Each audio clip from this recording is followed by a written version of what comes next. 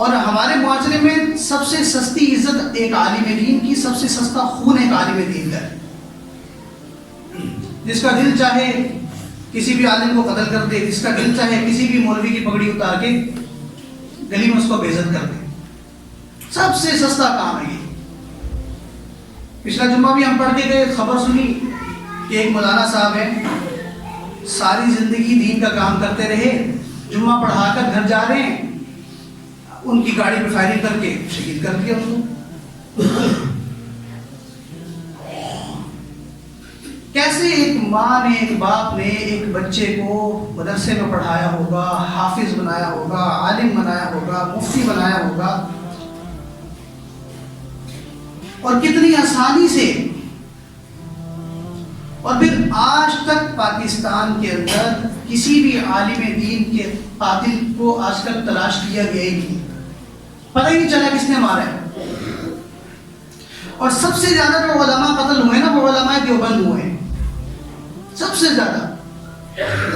مسالک کے اعتبار سے بھی آپ دیکھیں نا، سب سے زیادہ جو قتل ہوئے نا پاکستان میں، وہ علماء دیوبند کا قتل.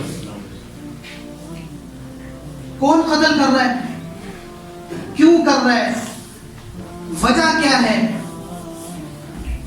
اس کو نہ کوئی تلاش کرنے کے لیے تیار ہے، نہ اس کا کوئی سد باب کرنے کے لیے تیار ہے.